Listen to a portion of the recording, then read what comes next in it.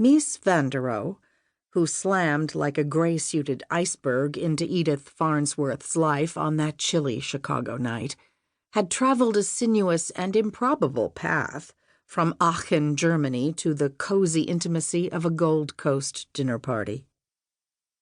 Maria Ludwig Michael Mies was born in 1886 and attended the Aachen Cathedral School, studying in the shadow of one of Europe's most gorgeous cathedrals, a Carolingian Gothic masterpiece built on the orders of Charlemagne himself. His father ran a masonry business. Mies spent 2 years in a trade school, then worked as a bricklayer and ultimately as a draftsman, after sending his drawings to a Berlin architectural firm that proved eager to hire him. No matter how far Mies traveled, the family business left its stamp.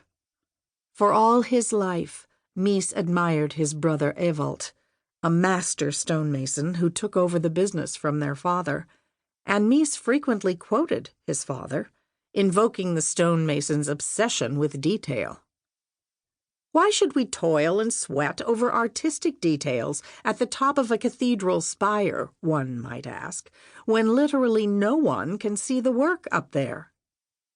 God can see it, was the axiomatic response of the Aachen tradesman. It was a lesson Mies never forgot. Though he would go on to be an academic leader and a successful teacher and mentor to several generations of architects, Mies, like Frank Lloyd Wright and Charles-Édouard Généré, Le Corbusier, never spent a second in an architecture school. By age 22, after working as an apprentice for the renowned furniture designer and architect Bruno Paul in Berlin, Mies landed a job as a draftsman in the office of Peter Behrens, one of the most progressive architects in Germany. Both Le Corbusier and Bauhaus co-founder Walter Gropius cycled through the Behrens office during this time. Mies's tenure overlapped with that of Gropius. Le Corbusier later said he ran into Mies once in the doorway of the office. He was on his way out. I was on my way in. Mies clearly inspired confidence. Behrens assigned his young assistant to oversee construction of the German embassy in St. Petersburg, Russia. Like almost all young German men, Mies found his career upended by military service in World War I. As traumatic an experience for the young designer as for everyone around him. Mies never saw combat. An appendectomy put him in the hospital for 2 months. His nerves are in the worst shape, a family member reported. Assigned first to a headquarters job in Berlin and subsequently to an engineering detail in Romania, he reportedly clashed with a superior officer, had a love affair with a gypsy, and was generally miserable. His closest friend in the army, the sculptor Wilhelm Lembruck, committed suicide shortly after their service.